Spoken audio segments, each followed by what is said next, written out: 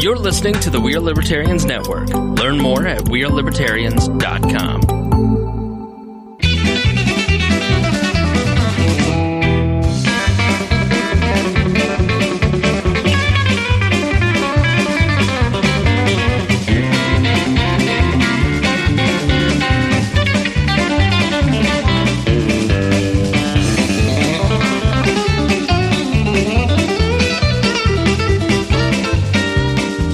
Welcome to the Boss Hog of Liberty podcast on East Central Indiana's favorite podcast network, Fair Libertarians. Is that the way we start this? This is episode number 166 of the Boss Hog of Liberty. I'm joined today by fill-in co-host, or maybe real co-host, I don't know. Sean Rao is here, Zach Burcham is here, and of course, Dakota Davis. Now, Zach is here and Dakota is here. Is this awkward? Mm-hmm. Are we okay? This is a little uncomfortable. Don't know if I should be sitting in this seat or not.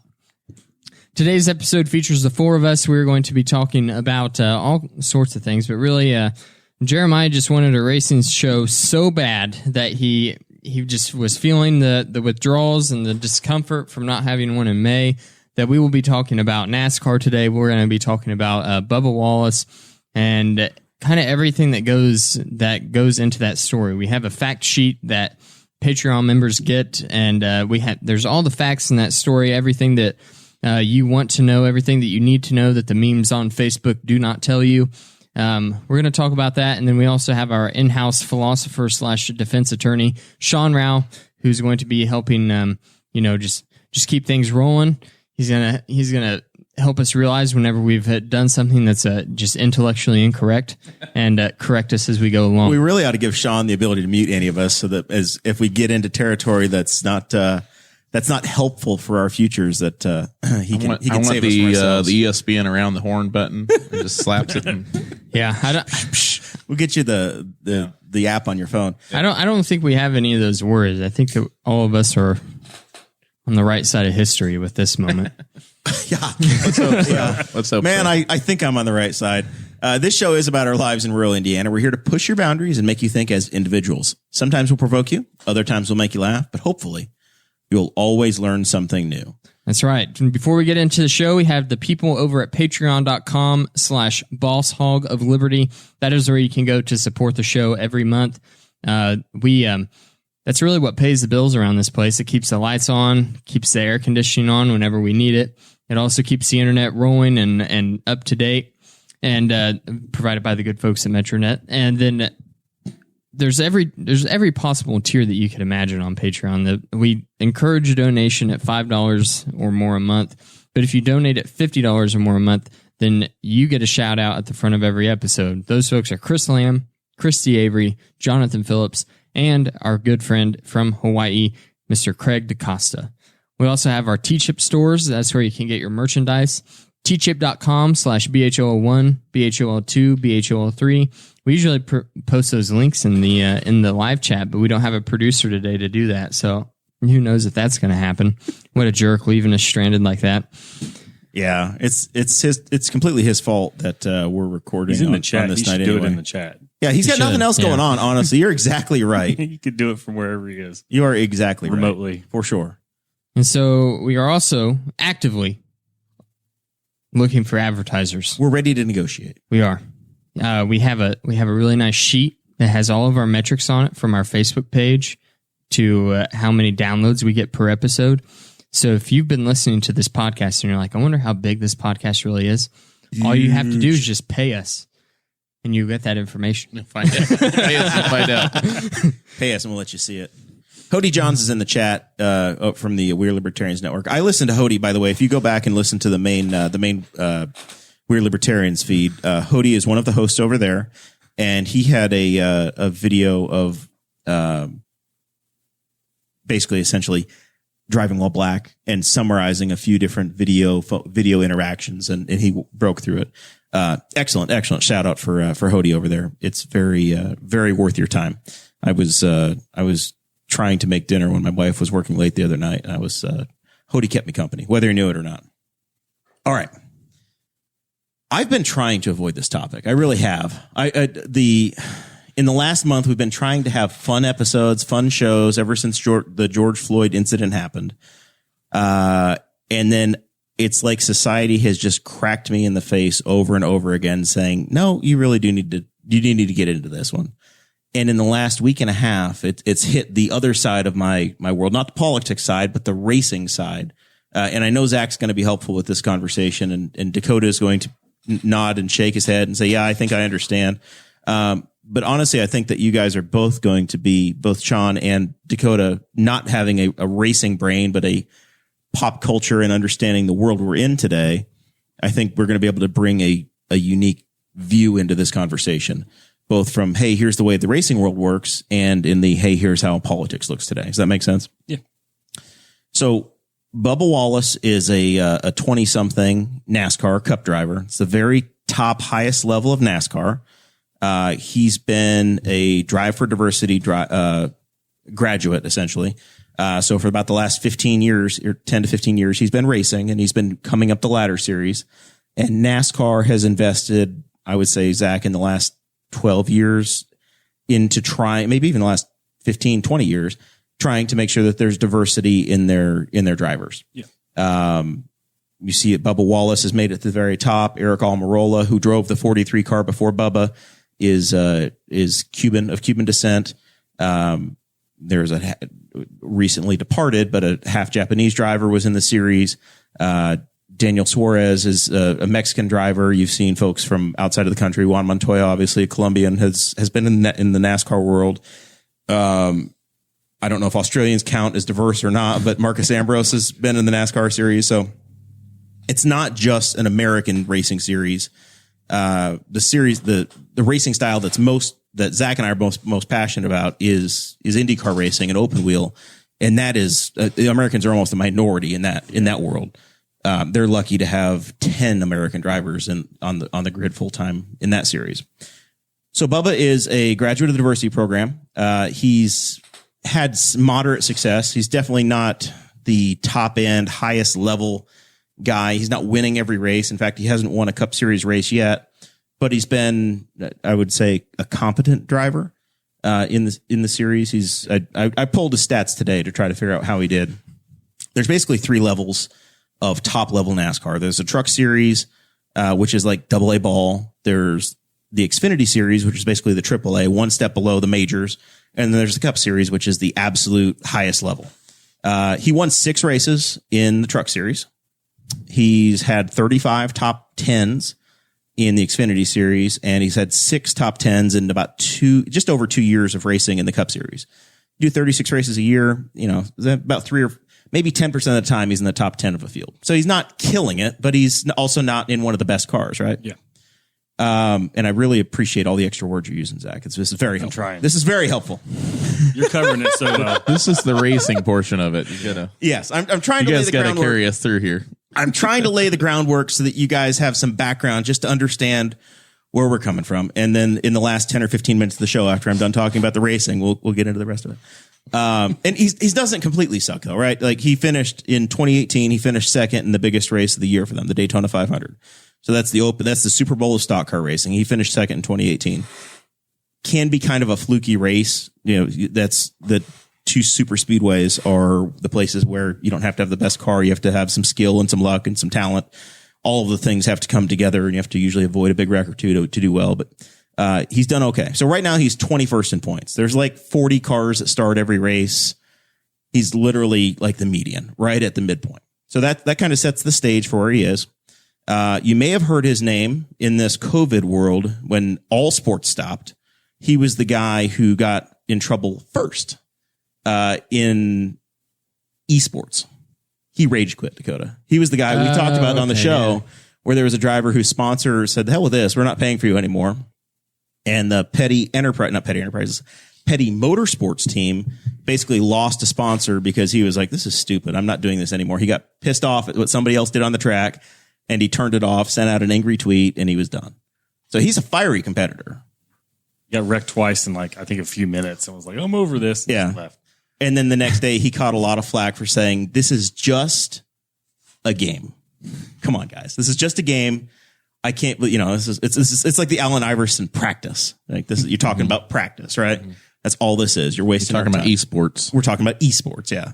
This means nothing. which is all we It's in have the right game. now, though. Yeah, and it was a big deal. It was on national TV. There was, but I also understand we have all got pissed off and thrown the remote, thrown the controller, and turned off the Xbox and been done. I get it. I do understand that one. He's sponsored by Coca-Cola. He's in the Coca-Cola family driver. So if you watched the race this last week, the in-car camera, it's Coca-Cola everywhere, right? So he's got some big money sponsorship as well. But it's also a somewhat underfunded team. You also notice that the car had the Victory Junction Gang Camp, the family charity essentially was on the side of the car, which tells me that they didn't really have sponsorship for the quarter panels, not the side pods, Zach, but the quarter panels on the 43 Chevy. He also got in some trouble last year, a little bit of a fight. This is not out of the ordinary for any race car driver at all. But he got into a bit of a scuffle with a guy named Alex Bowman at Charlotte last year, went over to his car, and I think he sprayed some water in the guy's face, which once again, Zach, that's Danica Patrick Milcaduno stuff right there, right? That's NASCAR. We've seen it. So you've seen Lake Speed was in Newcastle this last weekend, by the way. Really? I got a Lake Speed sighting at the go-kart track. And Lake Speed is a guy that took a punch in the face while he's still strapped in his car from Michael Waltrip. So these things happen in NASCAR. So that's Bubba Wallace. It's a safe time to punch somebody, though. Yeah, when he's still stuck in his car, and it was back in the day before they had the closed helmet, so he would have been sitting there open faced and ready to sock in the nose, and the guy can't get back out and get you. I think he got fined for that.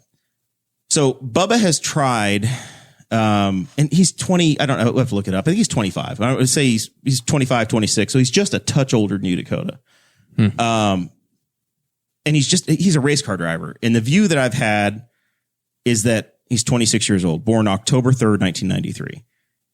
He just wants to race, right? He doesn't want to be the poster child, the Jackie Robinson of this. He's not the first black NASCAR driver. They go back generations. There was Bill Lester raced 15 years ago in the Cup Series, not full time, but he was there. You can go. He wants to get to where he's at on the results. Right. He wants to just be another racer. So I think he has intentionally tried not to identify as, hey, I'm the black guy. He's been, hey, I'm a race car driver who's also black. That's the mentality that I've had. I've never looked at Bubba Wallace and said, oh, hey, there's the black guy. I said, oh, that's the guy that's driving the 43 car. He replaced Eric Almirola, and he's, competent. Doesn't suck, but he's also not there just because he's bringing a check from so-and-so. He's actually a paid driver, which some guys aren't, right? That's not the way that always works. But in the last month, he has become a target of conversation. And when the Black Lives Matter stuff came back up after George Floyd, he started wearing the shirt. So like he wore the shirt saying, no, I recognize that people are paying attention to me. I have a platform, and I have a duty to do this. He was even being asked. Yeah. He was because he's the one guy in the paddock. He had other drivers and people coming to him and asking him, how should I respond? How should I respond? Like, what can I do? Things like that. And so all of a sudden he realizes, he's like, oh, maybe I should actually say something, because I'm the guy that people are looking to for that kind of information and perspective. And as I'm looking at, I always try to look at things the way I would see them. And obviously I have a very different experience, but I also know that if I was asked to be the official spokesperson of anything in any group of people, I'd be like, I do not want that job. Right. Like it's not fair to ask anybody to do that, because as soon as you start to speak, Sean, as soon as you start to speak for all defense attorneys, you're going to start to hear that all defense attorneys don't believe. I don't do that. Yeah, exactly. Okay. All right. Exactly. Or Dakota, if you're talking on behalf of all heroes out there, that keep the lights on in the summertime, they're going to be varied opinions. Yes. So he never do that. He was a hesitant spokesperson to start with. There's been a conversation in NASCAR. It's obviously a sport that started in the Southeast, and a lot of Southeastern history has been tied to it, because the same people that would go to the races also had other things going on in their world. Didn't NASCAR really get started because they were I guess not NASCAR, but making cars go as fast as possible started because of booze running. Yeah, they were moonshiners. Yeah, in the South. In the Southeast, yeah. You're taking, you would have a still somewhere in Appalachia and you were trying to get it to market. That was the most whole of thing. like the founders of NASCAR spent some time in prison for that. Jail. Maybe not prison. Jail. But yeah, they spent some Junior Johnson wing of the county jail. Aaron Dakota's disappearing. So Lewis Orcutt's in the chat and he says, I listen to Bubba when he can drive a winner circle in a NASCAR race. We covered that, Lewis. Bubba's won 6 times in the truck series, which is 6 more than me. 6 more than everybody in this room combined. We spent the first 10 minutes recognizing that Bubba deserves to be on the track. He's a very competent and very accomplished racer to get to this point. So we've got that out of the way. We're going to have a conversation now about about overlaying this sport of motorsports into the political climate of what we have now. So NASCAR's had a history of, and it's the same thing you would have seen when Jeanine Lee Lake was running for Congress 2 years ago. There was a big story that came out about the Confederate flags that were being sold at the Morrell Fair. Well, the guy that sells the flags at the Morrell Fair probably sold them to some NASCAR fans as well, because you would see on occasion at the tailgate or in the camping area somebody running their, is it Stars and Bars? Is that what they call it? Yeah. Yep. That you see that flag there along with their, Saturdays are for the boys and their American flag, the whole thing. NASCAR made a decision to say that in the areas we control, no more Confederate flags, right? So that happened June 13th. We are June 24th. That was 11 days ago. This has been the fastest changing story. I had a show in my mind yesterday as to where that was going to be. It blew up in the middle of the afternoon. And then yesterday by sunset, I'm like, well, damn it. I guess we got to update this again. So that's why show notes didn't come out to the last possible second too. NASCAR said no more Confederate flags at the racetrack. The next race, granted, all of this is happening in COVID too, right? Mm-hmm. So there's really not any fans. There were going to be like 5,000 fans at the NASCAR race in Talladega. There was no camping. The drivers, the series, they are literally flying in that day, no practice, show up, run the car, leave. That's the way it's been working for the last month or so in the NASCAR world. I even heard that they don't even go into the garage area. They're like in their bus and they're told, okay, time. Yeah. Leave their bus, walk to the car, which is on the pit lane, and get in the car and race. So it is not the usual experience of when Zach and I have been to races in the past. It's not the 2 or 3 days. Yeah. Everybody's out there tailgating. We're not there yet as in the motorsports world. We're getting there, but we're not there yet. To get their message across, somebody hired a plane, Dakota, and they had them fly a banner, and it was the Confederate flag. So which immediately made the news, right? So there's an ESPN story, June 21st, which is Sunday, the day of the race, Confederate flag. So that now we are into don't have the Confederate flag. Now we're racially tinged of, oh my God, somebody's protesting us by flying this flag. So everybody is on DEFCON 10. Does anyone know why the Confederate flag is such a big deal? That's a great question. I wish I could answer that for the people. And there's also, I think there was a vendor across the street who was saying like record sales. I don't know who he was selling them to because there weren't many fans there, but he was like, I'm selling more than that. And NASCAR had actually come out. They started asking fans to please leave them at home 5 years ago after the Charleston shooting. They said, because they're trying to separate themselves. And they're like, they just said, can you guys please leave them home? But they said, we aren't going to ban them. We're not going to enforce anything. And then they kind of took this opportunity. And I think they waited. Somebody asked Bubba Wallace, they said, does this bug you? Do you think? And he's like, yeah, they shouldn't be around. They should ban them. And NASCAR, I don't think it was an hour after that. They said, yep, you got it. Yeah, done. And it was social media just lit up on fire. I just don't understand it. It's I don't get it at all. I don't either, because when you try to ask somebody to defend it, you get kind of the same answers, but it's never really. They try to say it. You always hear the heritage, not hate. It's like, yeah, but your heritage were people that fought for basically everything that goes against what this country stands for. The fact that all men are created equal. So on behalf of a country that existed for like 5 years, like 160 years ago. Yeah. That nobody you've ever met that didn't win. They lost. But it is also, I will say for context, this is not support in any way, but it occurred to me that the Confederate flag is also still in some state flags, right? Mississippi has that in their flag. Yeah. Still. Have you, I think they're still the only state that does it, because the state of Georgia, they got rid of it in 2003. Yeah. But did they really? I don't know. Have you seen? To be honest, I've been to Georgia like 4 times in my life, and I've never really cared about their state flag. Do something real quick for me and look up Georgia state flag, Confederate flag. Just those words. So, okay, yeah, you're looking at the flag of Georgia, which is, it looks... This is what they adopted in 2003. It looks similar to a Betsy Ross flag, where it's got the 13 stars in a circle. There's an emblem representing the state of Georgia inside of those stars, and then there are the 3 very wide red and white stripes. Sure.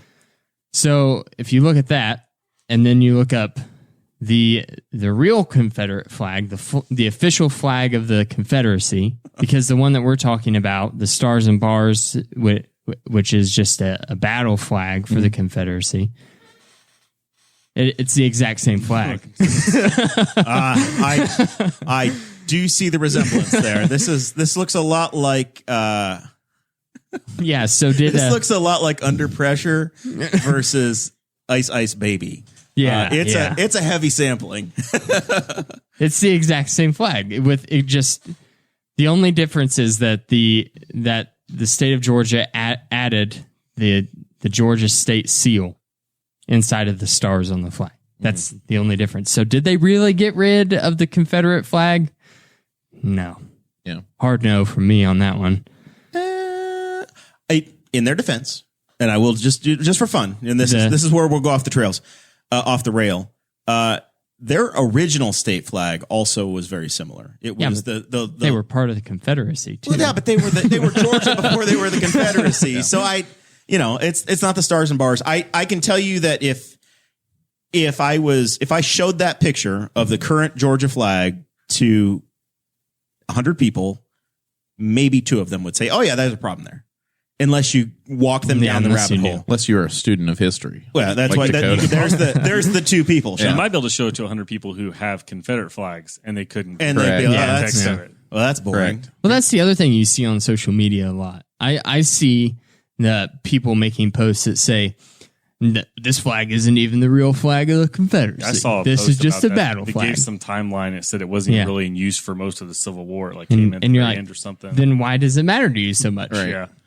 The fact that you care so prohibited. Badly about saving the flag of traitors that betrayed everything that our nation stood for, and these are men that fought for the right to own people as property. How do you stand beside that and go, no, I still want to have that flag. I want to be proud of that part of my family's history. Well, there's all this. What is wrong with you? There's all this Southern history that, as 4 Northerners up here, we didn't grow up with or understand.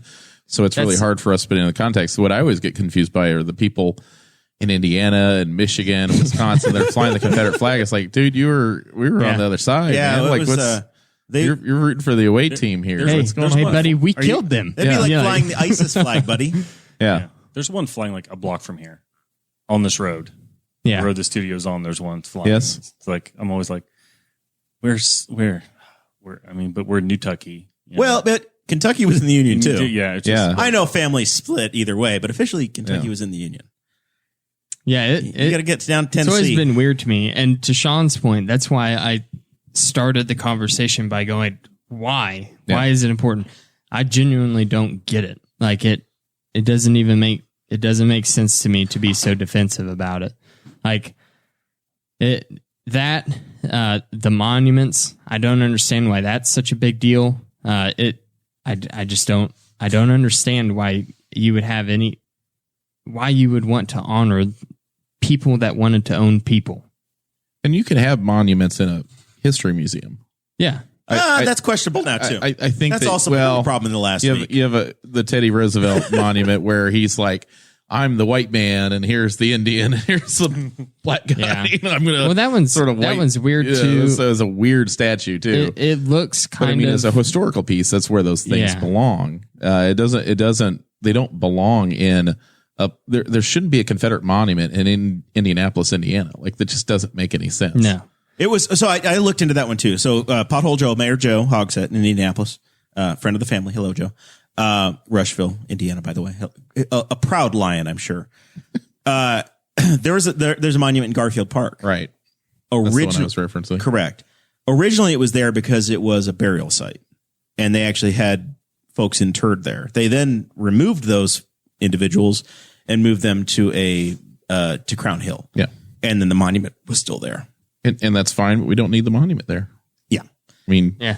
You can have the sites identifying the deceased without having the monument there. You know, it's just part of how we got here. Because the same thing. You're like, how in the hell is that in Indianapolis, Indiana? I had this conversation with my dad talking about that, and we were just having a genuine conversation, like, because I think before the news broke that was getting removed, neither one of us even realized that it was there. Yeah. I remember the story probably 7, 8, 9 years ago that it was there, and then it fizzled out. Mm-hmm. In doing just cursory reading of, hey, I clicked on the article to understand. I also saw that the monument was erected in the 1920s when the Klan ran with most of the state and the municipal governments. As most of those Confederate statues were during Jim Crow and during the 20s and 30s. They were symbols of. They weren't erected right after the Civil War to be like, oh yeah, you remember General Lee? He fought for us 2 years ago. What a great guy he is. He's still over here. It was to put black people in their place. Somebody. It was like a reminder, and then like a trolling of the North. Like we didn't say you can't put anything up to remind. So they was like, we'll just keep doing this, and it was a reminder.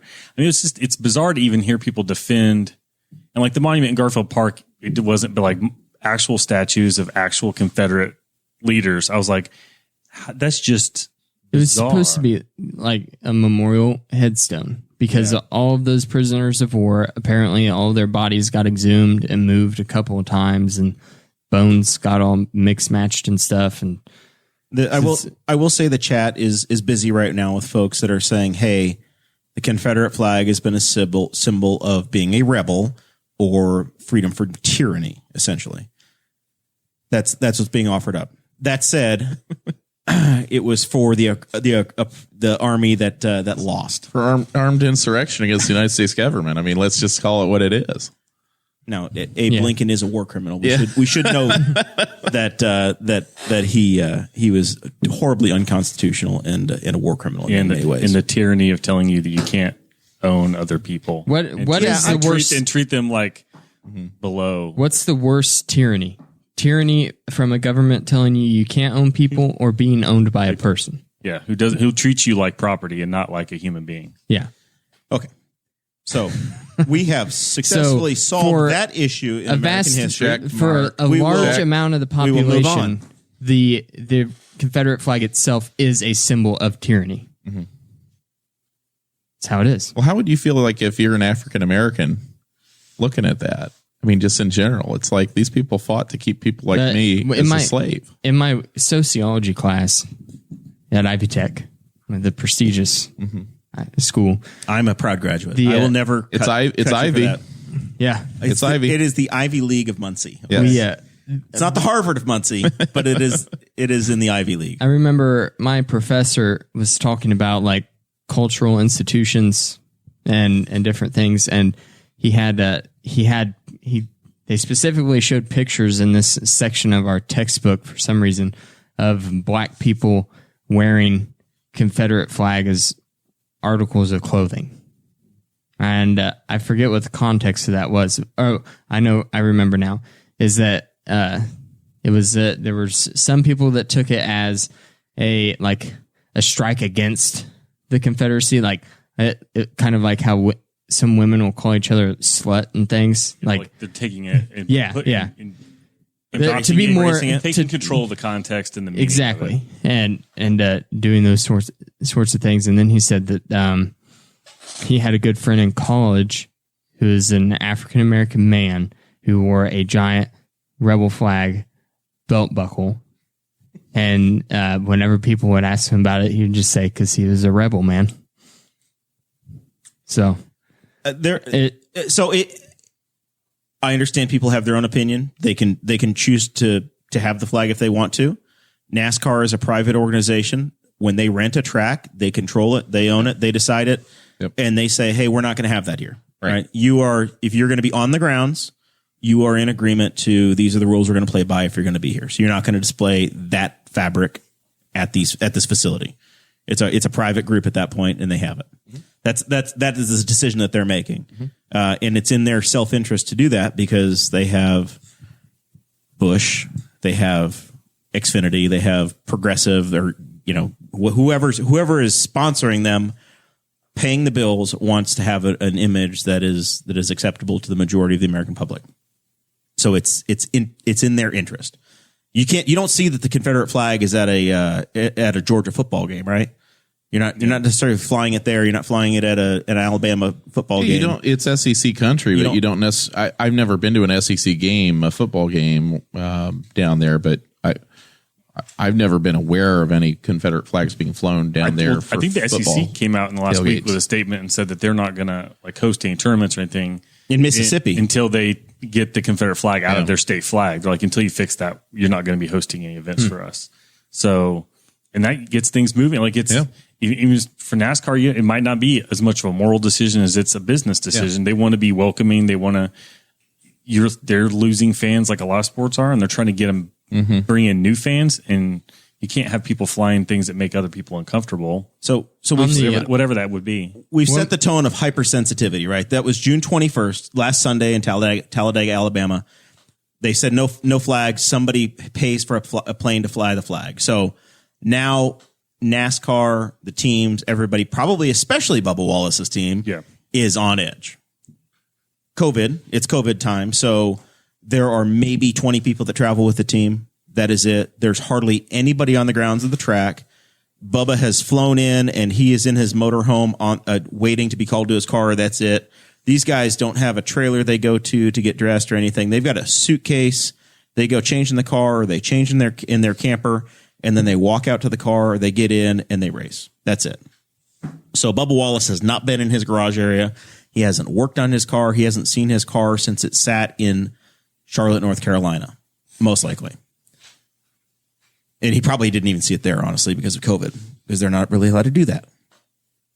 His team alerts NASCAR, or NASCAR figures out, hey, we believe that there's a noose in Bubba Wallace's garage. One of his crew members saw it and notified the crew chief, and the crew chief went to NASCAR and said, this is in the garage stall.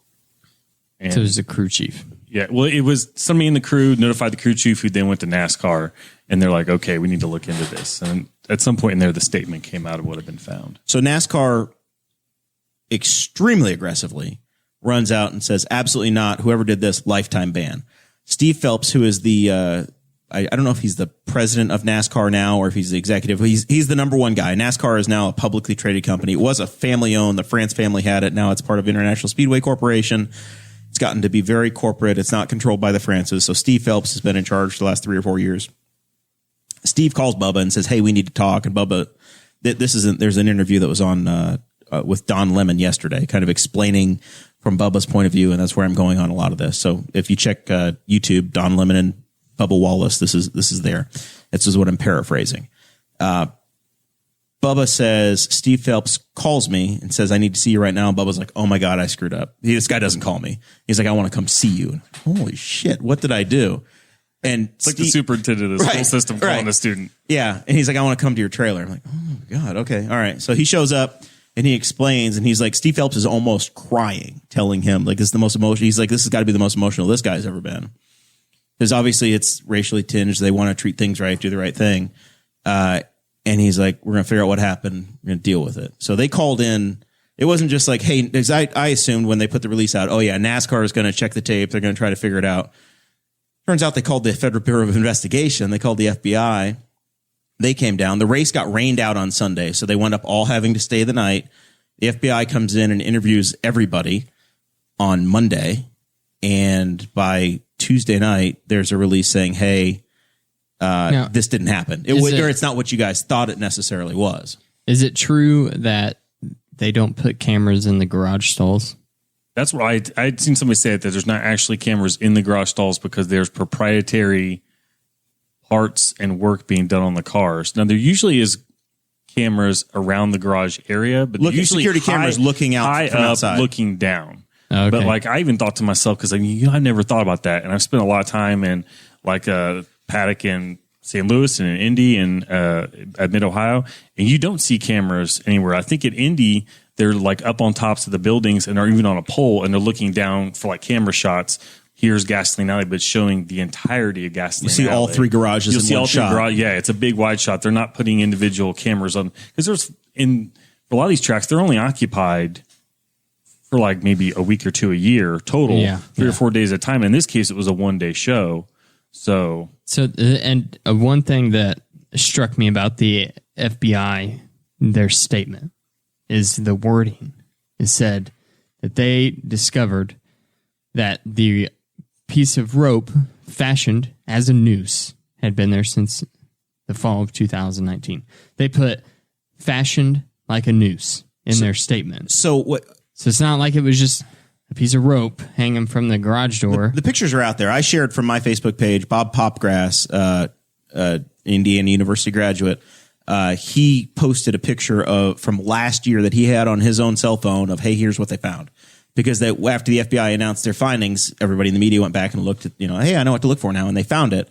And it was the rope that you would use to lift and lower the garage door.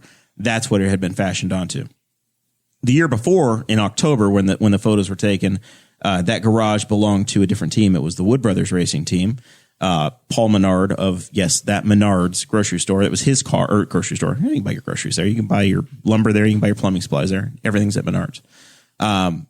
He was in the Menard's Ford, and they used that garage there. So every year you show up and they say, hey, you guys are going to be in stall number 4 this year. You guys are going to be in stall number 15, whatever it is. I'm sure it's probably based on points, where the team is and points at that week, and that's where they end up there. The FBI did use the term noose. They didn't say, hey, it wasn't a noose, but they also said there is absolutely no way that anybody could have known that Bubba Wallace would be in this thing this year. Craziest coincidence. That's just what happened. That said, somebody, there's been some backlash because Bubba has said, hey, I don't care who it is or what it is. It was still a noose, and it was there. So it's a problem. And I don't know, I'm asking 4 white guys to answer, the symbolism of a noose. That's one that I'm not comfortable to say is necessarily racist, but it's probably still a problem. In his opinion, it's a problem, so therefore it probably is a problem. I think it is a racist symbol because of the history of it with the Ku Klux Klan and lynchings and things of that nature. But the backlash against him is sort of like the people that didn't want to believe it anyway, and don't, just people that would operate from bad faith anyway about Black Lives Matter or anything revolving around this topic. People that deny that there's white privilege, or people that just deny that there's even a race problem in America. It's all of us people talking about it. That's what's causing the problem. We just shut up, like as Laura Ingraham told LeBron James, shut up and dribble. Yeah. If all these people would shut up and dribble and just entertain us, then we wouldn't have a problem, right? It's just such a, it's that sort of mindset, that sort of Fox News mentality that of these people that are backlashing against Bubba Wallace for, just going off the information that he was given. Like he's taking in this information, he's processing it as an African American man down in the South, who's all of a sudden became a spokesman of this. Who's very familiar. He's from with Alabama. Noose. He's not from New Hampshire originally. He knows what a noose means. Yeah, like it's not. This isn't a foreign image. And it is like a bizarre, like I tried to read up and see people's responses because some of the responses was when it actually got worse. And one guy's like, I don't even understand that as a mechanic. He's like, why would you tie that as your knot? Because every time you open or close the door, it's going to crush your hand. It's going to tighten down on you. He's like, why would you want, that's the worst knot. I've never in 35 years seen somebody use a noose as their knot to pull their garage door up and down. So it's just kind of a weird thing. And maybe it's some people are that oblivious, but yeah, I would think that in that kind of sport, in that area, when you're trying to fight that perception of this Southern good old boys, they might not occur to people, but that was maybe it's just the way that knots have been taught in that family for generation after generation after generation. It's some guy that he knows one good knot for a garage door pull, and it's a noose, and he's just like, and so it might be harmless, but you don't know. The rope wraps around the top of the loop. Maybe they just fit your hand nicely to grab onto. So here's the other thing that in this story and the way it was reported, NASCAR never gave a picture of it and saying, hey, here's the thing. Yeah. They never showed exactly where it was. It was just in his garage area. You didn't know if it was hung from a rafter above the car. You didn't know if it was something laid on the car. Ultimately, it turned out to be the garage door pull. It was very reactionary because of the events that led up to it. Because everybody was on absolute alert over the last 3 weeks. If it had been a normal time, I mean, probably nobody would have even noticed it. Either they wouldn't have noticed it, or maybe a team member would have said something and been like, "There's a noose hanging in the garage," and someone would have been like, they would have just came and looked at it and been like, "Oh, wait, well, so that's the account." I don't think that's a noose, but I also heard that was the only door that had that knot hanging on it. Think about the bizarreness of that being the situation where there's one noose knot on a garage door in the whole facility, and your one black driver gets that garage. The story we got is that a mechanic from the Wood Brothers team was like, son of a bitch. I remember that being there last year. Right. That I remember that we had that weird ass knot in our thing last October. And then that's when these people started looking at these pictures going, yeah. And then you looked at Twitter, and last night there were pictures before the FBI report came out. Somebody had figured it out, and you started to see multiple photographs of this knot when there was a truck series race there, when the 21 car was in front of it last October. And then here's the, it's for sure a noose. The 43 was in that lot. Definitely is a noose. It's tiny. Like the size, it's like a noose fit for your wrist, maybe. Your wrist. I was going to say a raccoon. But yeah, so maybe the brothers that were there were just trying to do some trapping, get some pelts to sell after the race, up in the haulers. So down in the haulers. My frustration after this is over is what Zach started to touch on before, is that backlash back at Bubba over this, and people trying to make it a punching bag. And they're still today, people are still digging in. The memes are coming harder and harder. This is not a Juicy Smuley situation.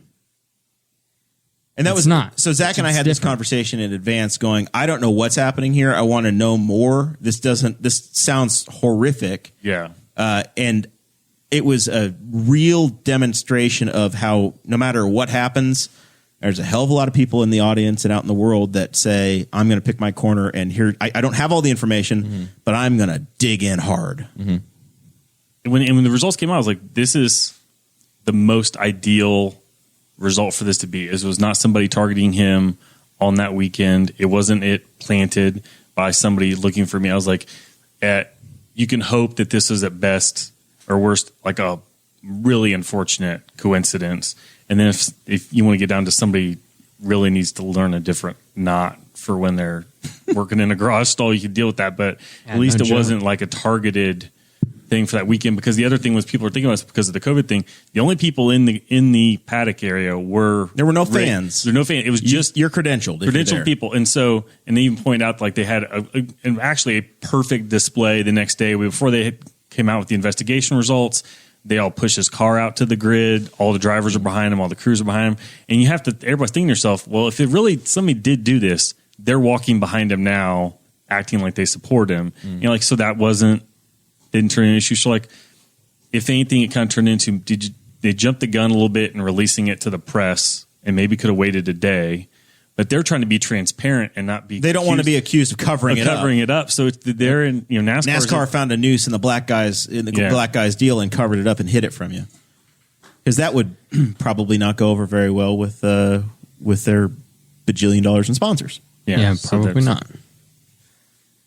So before we get into anything else, Jeremiah, do me a favor really quick and get Google up again. Yep, I'm here to Google things for you since Guffey's not here. I want you to look up Nathan Bedford Nashville statue. I don't want to look up Nathan Bedford.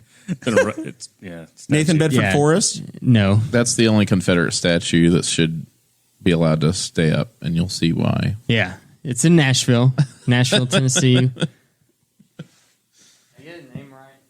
Nathan Bedford Forrest. He was a Confederate general. There's a bronze and silver statue that is on private ground right off of Interstate 65, just outside of Nashville.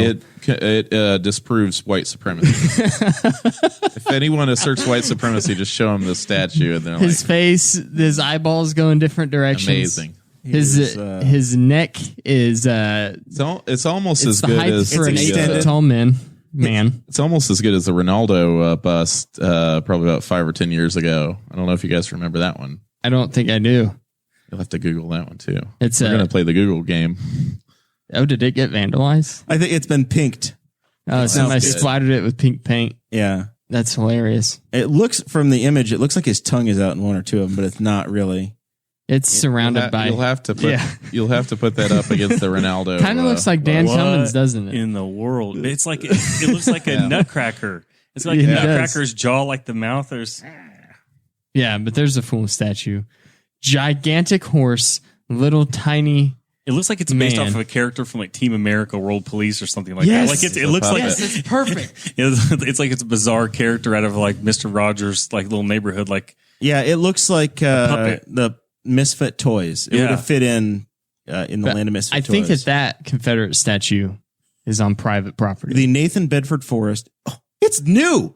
1998. This is modern art. This is not like somebody got paid to do that. Yeah. Jack Kershaw. Is Jack Kershaw still with us? Does it say how much that was commissioned for? I would love to know. We're efforting. We're learning. We're learning now.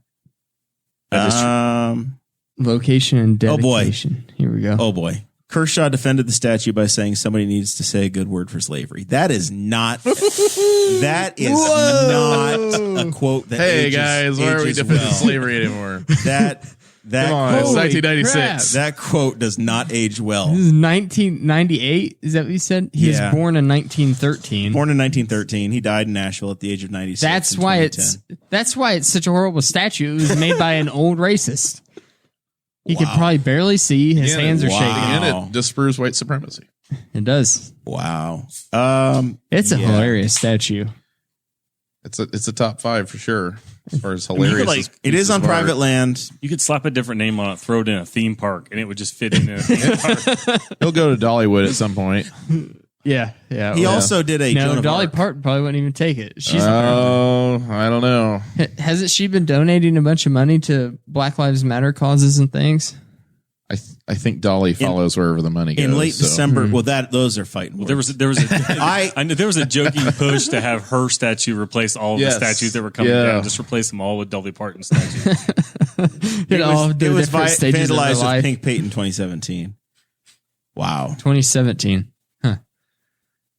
Yeah. It's a funny. It is surrounded by Confederate flags, though. Different Confederate flags. Protesters tried to pull it down once by tying it to a train. It's protected by a gate now. That'll do the trick. No rope can get through this gate. The city of Nashville tried to cover it up with some plants, and the DOT said, "No, you can't." Whose do that. private property is it on? I have no idea. I remember the story now of some it guy getting named covered Bill by. Doris owns it. I remember the story now of it getting covered by pink paint, and I remember the dude doing a television interview that owns the statue, saying that someone thought that it needed a paint job, and he thought it looked fantastic. And he's got like a Jeff Sessions Southern gentleman accent. Owned by a Nashville businessman, Bill Doris. He's a businessman. I'm in the oil business. Oh boy, country music business. Yeah, he's probably some record executive out of Nashville. So yeah, back to the Bubba Wallace thing. I have been. I guess I wanted to talk higher level about how this has been handled by folks, and I think Zach, you're right about how NASCAR has handled it. I've been disappointed with folks and the response that they've had to it, just essentially running out and blaming him and the memes. Even when you lay out for them, he didn't know about it. It was reported to him by NASCAR. And they're like, it doesn't matter to me. Yeah, he doesn't know a tire iron from a burning cross. Is the meme you're getting. You're already dealing with people who are acting in bad faith who don't want to engage in a reasonable, rational discussion anyway. So it's sort of like those people are just kind of off anyway. Like they're the same people that are going to deny racism's an issue in America, probably most likely. And so they don't want to see it. Kate Coger posted some stuff about it, and when the news broke about it, and I did the same thing. I posted when the results were out. I'm like, okay, this is about as good as we could hope for what was the result of. But people were screaming back to Kate's post, and they'll just start going off about, oh yeah, this is all fake, and it's like, this is, and yeah. But one person in one of the discussions had said, all this racist stuff doesn't actually happen. As you guys are talking about 10 days ago, I didn't know any of this was happening. I was like, I guess, and maybe there are people that just don't leave Henry County and they're not interacting with other people. I don't know how anybody could say none of this is happening until people told me about it. Like literally just finger in their ears. If I don't hear it, I don't see it. We're in a bubble. Yeah. There is a real bubble. It's not as easy to be in the bubble in the world of connectivity, but I think we are all probably more connected than the average individual is. And we also, I've seen from a congressional candidate today that there are people that will only listen to folks in their echo chamber. So if you don't think like I do, block, unsubscribe, not going to hear from you anymore. And then it just continues to feed and it gets louder. You get a feedback loop and it gets louder. Okay. So you make the point that that's putting yourself in an echo chamber. But I mean, at the same time, having all kinds of craziness constantly coming through your news feed every day, that's not healthy for you either. So, I mean, maybe you're creating an echo chamber by just having your friends and family and people that think like you, but you're also not getting bogged down with all the noise from everyone who, especially a congressional candidate, that because they're in the media a lot, they're seeing a lot of things, they're probably going to be getting a lot of messages from people that just disagree with them from the get-go. So, I don't know. That's a weird line I've had people that are very reasonable. And if I've ever had a disagreement with, like Cade and I don't agree a lot, but Cade's great to have a discussion with. And the people I have a lot of respect for these people, and I trust them to be fairly reasonable. And then everybody has found a topic in all the situations that these people have dug in and are not only they don't want to hear another side of it. They are actively telling you, if you have a difference of opinion with me on this topic, unfriend me. Yeah, that's where it's a little stuff weird. that there's obvious. And I'm just because sometimes I'm not sure about my perspective on something. I'm not sure if I'm seeing this all. And I can't. Some of those topics, it's hard to find somebody on the other side to say, can we talk this out so I can see what your side is and maybe I can understand it. It's hard to find somebody who's willing to even say to go in to have that kind of discussion with on some of these topics. And there's so much going on that there's at least one or two topics like that. Well, the problem with that we are in today with social media and the clickbait media that we have is that people have hardcore beliefs that they believe are 100% true, but you ask them to explain it, expound on their beliefs, they don't really know half the time. It's just because that's just what they see on their Facebook feed a lot. Right. It's not something that they took the time to read about it and to go, this is the opinion that I'm formulating on this. Or I had this same opinion a few years back whenever a similar situation arose, and that's the opinion I'm going to have today. It's not even that. It's just this is what I'm seeing memes all over Facebook. The memes. Yes, all kinds of memes. We're in a meme economy now. Yeah, and I'm seeing all this clickbait that is generated by the New York Times and the Wall Street Journal, places that used to be institutions of real journalism that now make clickbait articles. Then you can't even read the article because you have to get through their paywall. So the only information you get is from their clickbait headline. From the headline. And that's even if somebody reads the article. Because I know a perfect example, and I commented this. Like, this is a perfect example of what's wrong with this country right now. There was an article, and I think it was like WTHR or Wish TV, which you can read those articles. And it was about the Knightstown Police Department situation where they had they had like almost all their officers resign. And like 80% of the comments were, well, I'd resign too with all the stuff going on with police officers today. I was like, you guys, this is what's wrong. This has nothing to do with that. I was like, this is, if you followed anything or read the article, you know that they're not happy with the way their department's being handled by local officials. It has nothing to do with their interaction with the general public. Doesn't fit the narrative. It doesn't fit. It's nothing to do with. This is just a place for me to type my words. Post my memes. Post my memes. Knightstown is an Indiana town with 2,000 people. Why did they need a police department? Why can't they do the spice? Why can't they follow God Emperor Darren Jacobs and just hire a town marshal and move on? They had 7 police officers resign, and I was shocked to find out that they had 7 police officers. For 2,000, it seems like an extreme amount for I mean, everyone in this room has been in Knightstown. I've been pulled over in Knightstown. Oh my God. I'm in the club. How do you even manage? Yeah, you must have been doing something right. Well, yes, I was. You have to call I was Sean accelerating. I was accelerating, leaving town. It's not 55 in front of the livestock auction. I'll tell you that. You're not coasting. So, back to the Bubba Wallace thing. He caught some flack, and I think it was for being extremely positive. Before the FBI results were out, he got out of the car and he spoke to the media at Talladega. And he said, I'm sorry, I'm not wearing my mask. I just wanted to show whoever it was that you're not going to take away my smile. I'm going to keep on going. I don't know how you can reply any better to this than that. If you, at that moment, when you think that somebody has given you a death threat or you don't know what happened, because I missed it in the Steve Phelps thing, but when he was saying that when he started to hear the hey, there's been a hate crime potentially against you, your family or whatever, he's worried about his parents. He's worried about people at home. He's not worried about him there at the track. He's worried about his family life. So he's had all of these emotions that's going through. And instead of responding with anger or hate, he said, I'm going to smile and y'all are going to look at me smile. I'm going to carry on. I think it's fantastic the way he responded. By the way, he led the Talladega race too, which was he was cool. In the picture at the end. He was right there. Which at Talladega is a struggle. He wasn't upside down flipping like some of the other people at the end of the race. He had to be in the picture at the end of that race. It takes brains. That's a chess match, 200 miles an hour. But it's it was a strange story from the very beginning because we have NASCAR banning the flag. We have a guy protesting by renting a plane and flying a giant Confederate flag over the track. People selling flags at booths that were saying they had record sales. And then all of a sudden you have Bubba Wallace coming out with the Black Lives Matter. Did he have it on the car?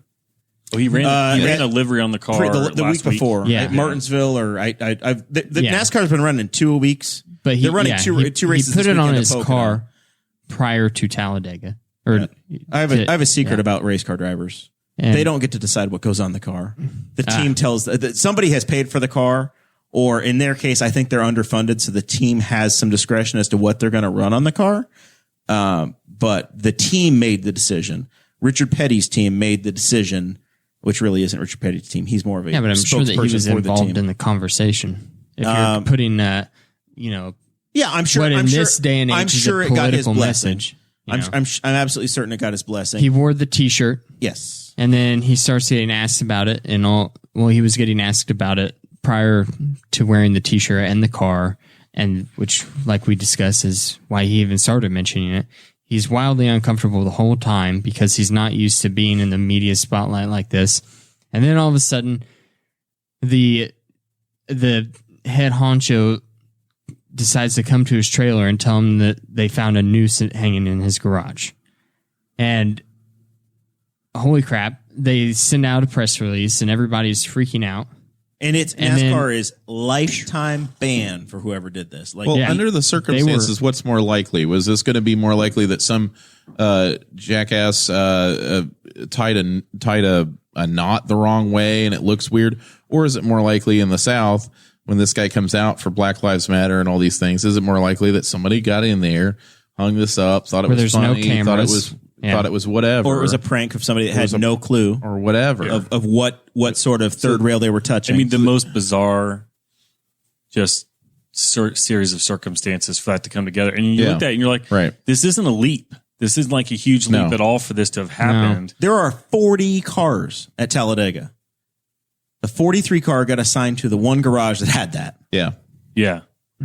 It wasn't a huge It's a leap. wild coincidence that is absolutely mind-boggling how that happens. But who did you say was in the garage in 2019 that tied it up? No. I will say that the Wood Brothers team was occupying that garage last year with Paul Menard's car.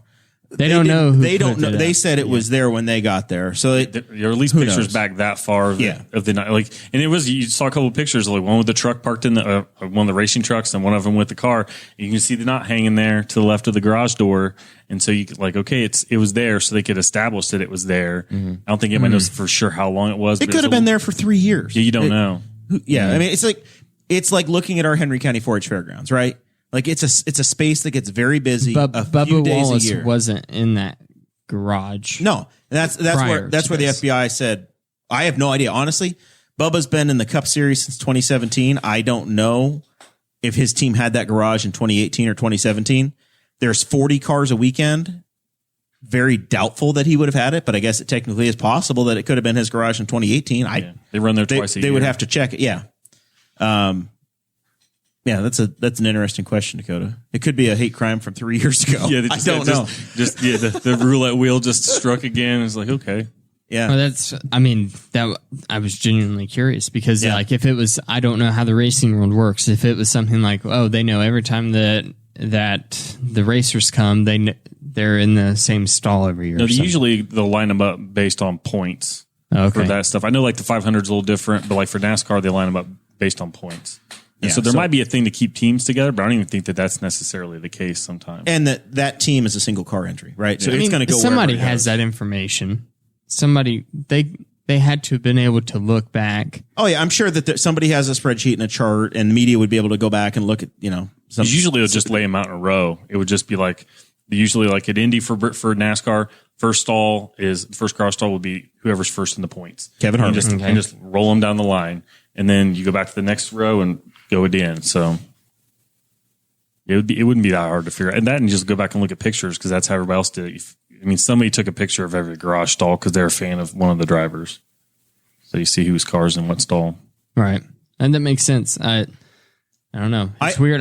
Whenever I saw the pictures come out, I look at it and I'm like, if I'm on his team, I'd probably say the same thing. Yeah.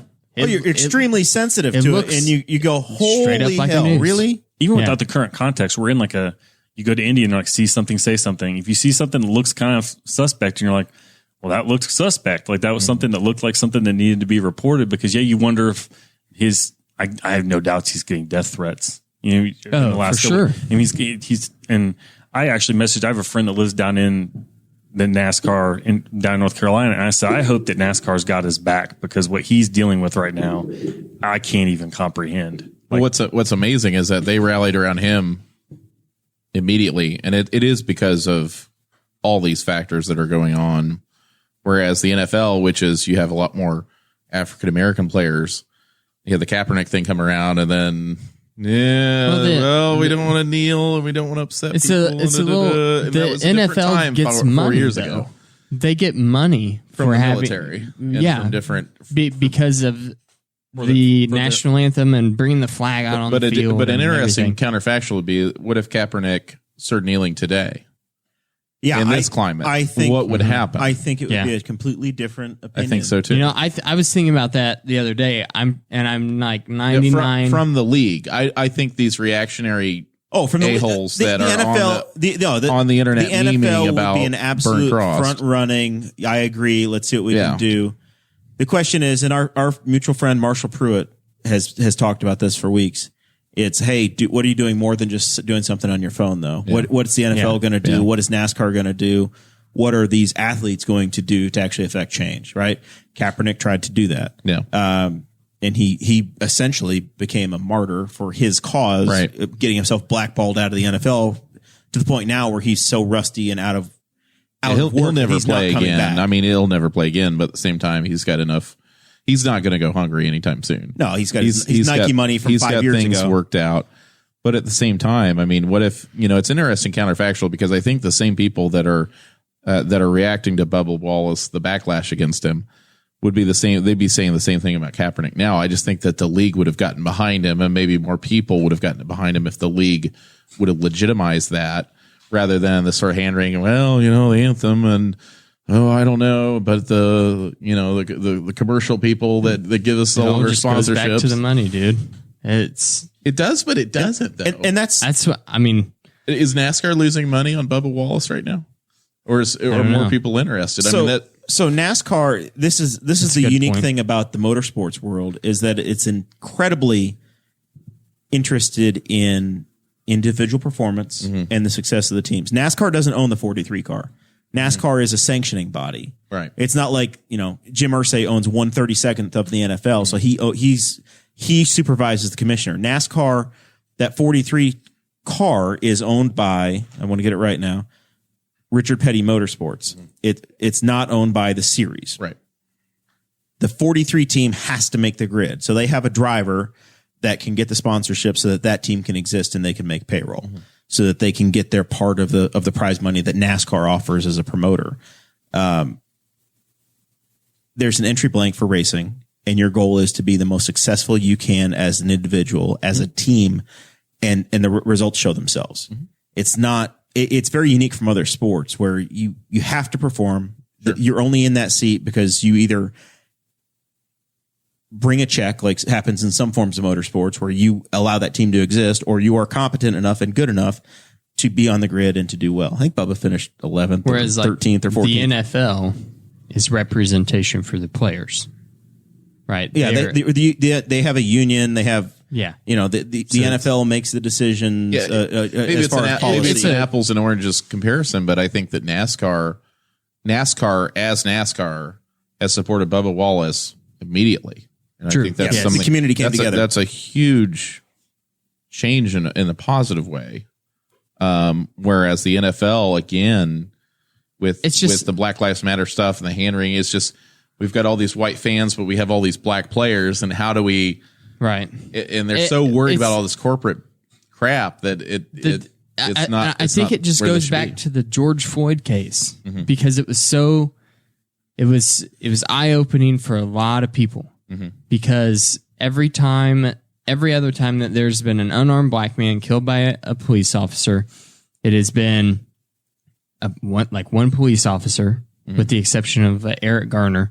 It's been one police officer, one unarmed man, and the thing we always hear is, well, it's just one bad apple spoils the bunch. Right. But whenever we see George Floyd get murdered by a guy, we watched as 3 other police officers stood around and just let a guy do it.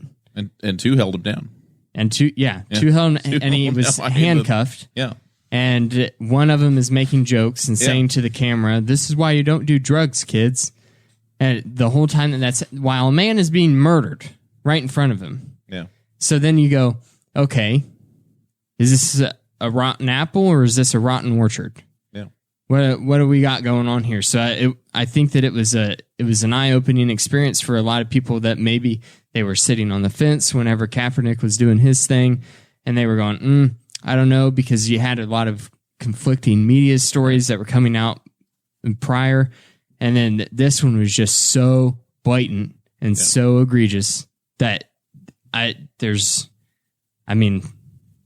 right after it happened, I saw no person excusing what the police did. Right. There was not a single person which is amazing, was making because an excuse. Nevertheless, in any event, somebody's going to support law enforcement. But I agree with you. I haven't seen anybody support Derek Chauvin with the way he murdered George Floyd. Right. And then you've got other the unrest, and then Breonna Taylor and all these other people that there is. It's a different feel, because I think it's because of the COVID, and we've all been kind of cooped up in our houses, and when something's got to change, and then you have this match that just lights off this tinderbox, and it's an explosion. There's such a distrust for everything that comes from government right now because of coronavirus too. Because, but those aren't the people that are out marching, though. No, what? It's a different type of. I don't know. There's a distrust of like Anthony Fauci by the MAGA Q people. Right. Well, that's what I'm saying. That's a separate type of distrust. The MAGA Q people are the ones that would have been rushing to the defense of the police officer in the past, and now there's such a disdain for everything that the government has put out. Everything that's not Trump. Yeah. So it's just gone. If it's Trump, then they accept it still. But if it's not Trump, no. So, even though Trump has appointed all these people to be in charge of the COVID-19 response and all those things. So I don't know. I just think that this one stung a little bit differently. And I think that messaging on that behalf of the Black Lives Matter protesters was more on point, more coherent and clear this time around. Any interview that you saw with organizers of the protests, they were every one of them was concise, and they were competent and able to speak clearly about what their beliefs were. And then because of that, the average American went, "Oh, these beliefs aren't radical. They're not the cultural Marxists that we thought them to be. They're Black Lives Matter literally just means pay attention to this real issue that's happening in the community," which wasn't the case before. I don't know if anybody else saw this, but there was last year, a couple years ago, one of the founders of Black Lives Matter was in a video saying that she was trained in Marxism, whatever that means. I don't know how you get trained in Marxism. You read Capital and you read Communist Manifesto, and I'm trained, baby. Mm-hmm. So they were saying that discredited the movement for a minute. Somebody being a founder or in charge of Black Lives Matter is like saying you founded the Tea Party. It's right. It's like what that means is that you are just reaching out to media and saying I founded Black Lives Matter. That's all that means. They're movements. They're not organizations. It's not like you can call up the president of Black Lives Matter, right? And if you are calling up the president of Black Lives Matter, it's because he's the guy that bought the website. Like, it's not. It's a movement. The real reactionary MAGA people kind of treat them as if they are the Bolsheviks, and this is like 1917.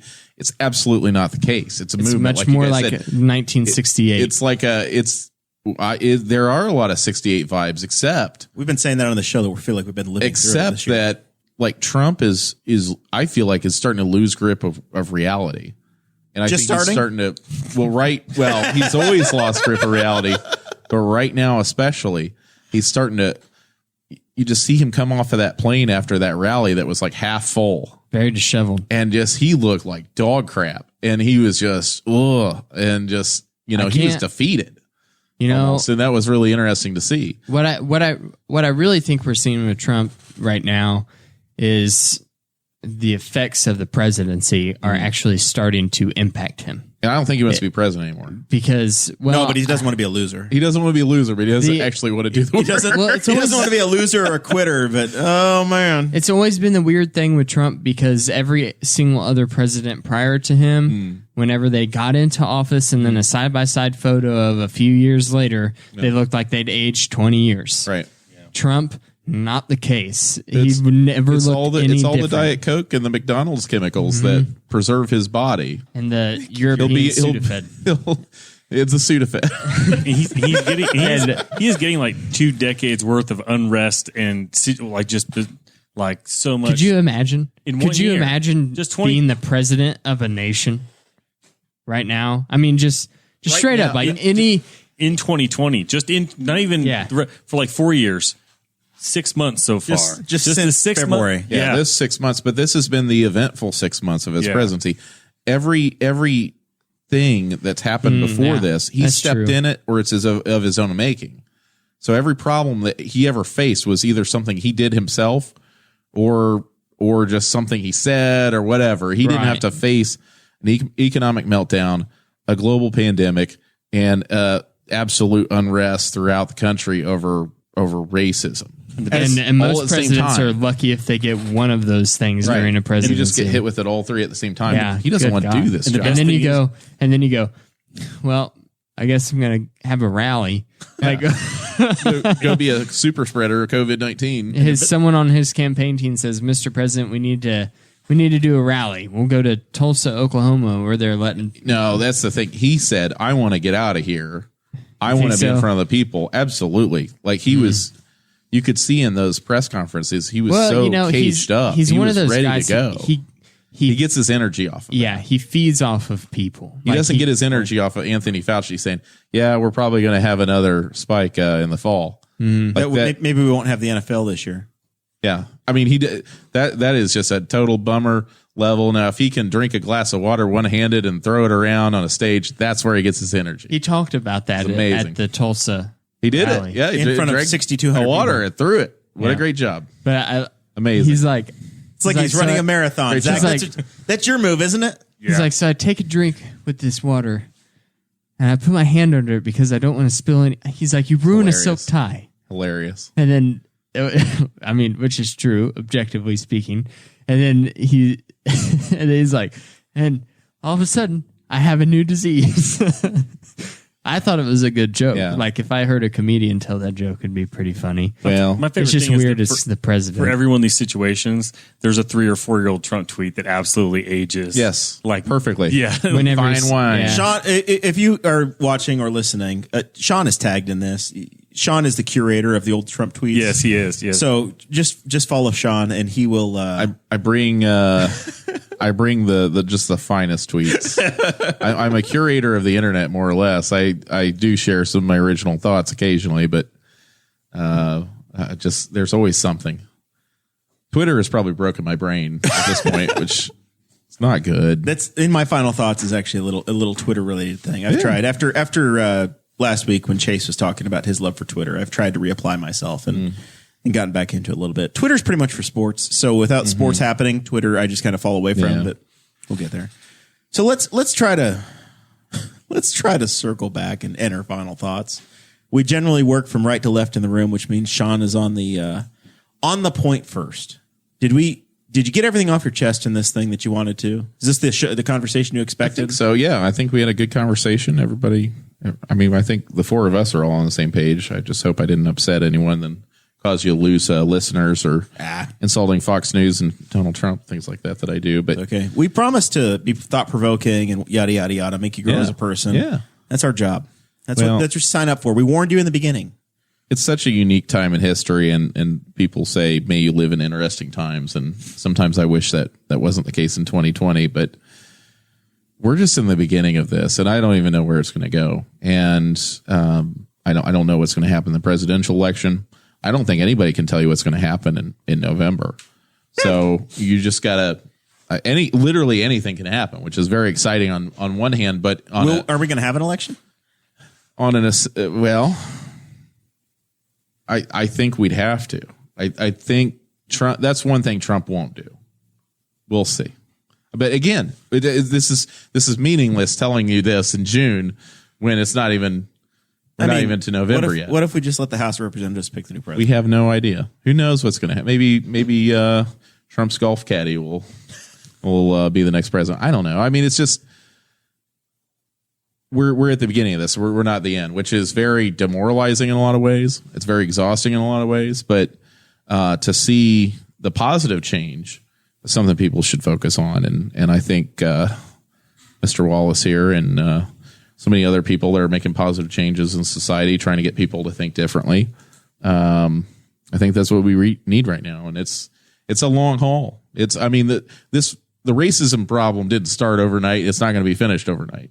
We're talking centuries of systemic racism that we're just now trying to address. 50 years after desegregation? Yeah, something like that. So there are people alive right now that could not use the same water fountain. Right. I think that one of the first students in that was able to go to desegregated school just turned 70 or something like that. 65. Was it Ruby 65? Bridges? 65. Yes. She's Insane. 65. And I think I saw a thing that Insane. Until 1965, African American women couldn't vote. Yeah. They didn't get that right until the 60s. I think people like to think, oh, this stuff's like, this isn't my problem. Like, it's a lot. Yeah. All this stuff's a lot more recent than you think. Whenever I got to thinking about this, I made up a timeline. I put it on my Facebook profile, and I didn't include anything that was biased or my own opinion. Just the history of like how we got to where we are. Now, I read through that timeline, and there's stuff in there that people don't understand or think had happened, and your brain couldn't tell you that some of that stuff happened, but it did, and people need to think about it when they think that, well, it's been this many years, it's been 100. No, there's been stuff that's been going on. Right. Well, they've been free for forever. Well, they've been free since the Civil War, since 1865. But have they, though? Yeah. I mean, really. And then you get into, after desegregation, you get into redlining in inner cities. You get into... It's systemic. It's a whole system. It's not just you're slaves and then you weren't. It's all these things of economic, property issues. Now, if it had been... Civil rights issues. If it went somehow miraculously, Abraham Lincoln said, no slaves anymore. And then we went, oh, okay. So they're equal, and everyone's perfectly fine, and they can, and a black man can do everything that a white man can do. Yeah. Then maybe by now we would be okay, but that's not what happened, because for another 100 years they were spat upon as second-class citizens, and then for decades after desegregation, we segregated them into inner cities. And then broke those neighborhoods down by the CIA running crack cocaine into them in the 80s. And in the 70s, the CIA performing which still happened until 1994. The CIA had Operation Chaos that was still going on in black inner cities, where they would set up brothels in the inner cities and they would dose men with illicit drugs and then study them as they were on the drugs and had sexual relations with women. That happened. And that was happening in the 90s. Yeah. So that there's not been an equal... The 1993 crime omnibus bill, which Joe Biden gleefully passed, absolutely had an effect. Right, now you sound like you're on the Trump team. Now I'm on team... Well...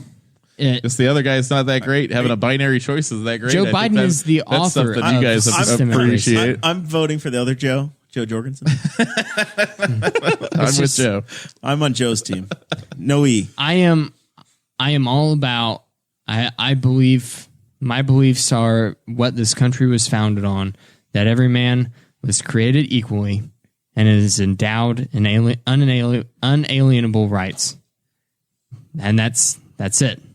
That's what was written in the Declaration of Independence, and that is what should have been happening from the beginning. And it ensures an equal opportunity for all people.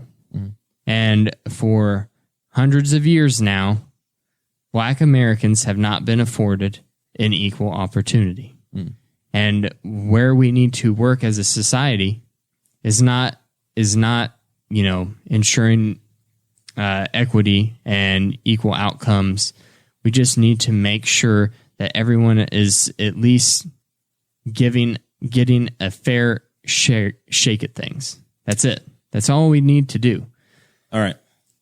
for Sean, if anybody needs to contact you because they ran afoul, how do they hit up the law offices of Gallion? You can find me at Gallion and Rao Law Office, LLP, 595 New York Avenue, Newcastle, Indiana, 47362. You're potent anywhere in Indiana. My number is 765-529-3787. I'm happy to help with any criminal defense issues, family law.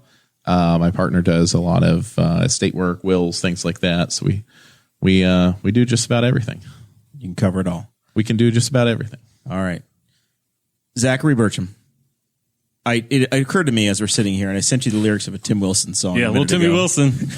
I told you, I was like, look, I was like, oh, I know what that song is. Okay, yeah, I can hear that song on my head.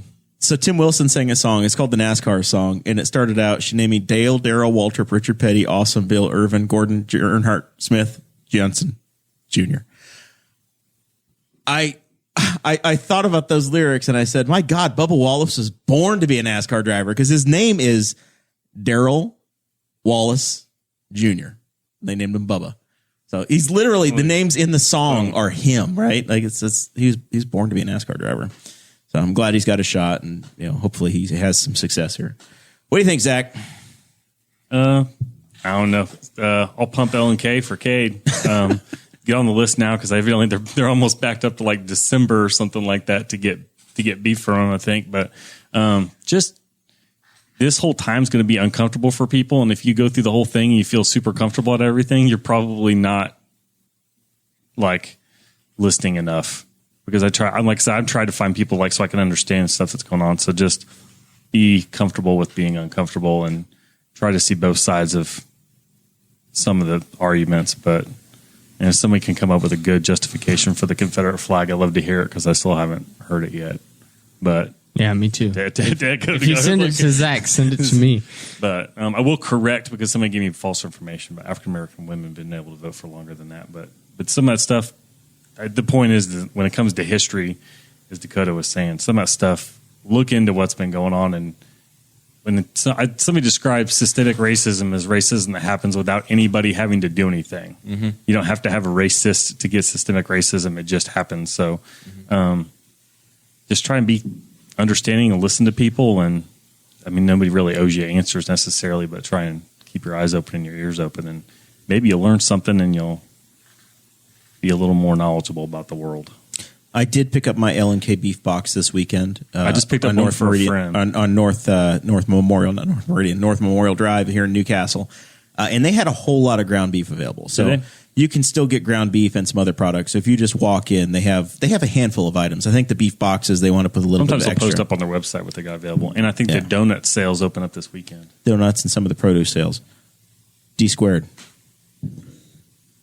I don't have a whole lot of final thoughts. I had a really interesting. Have a bunch.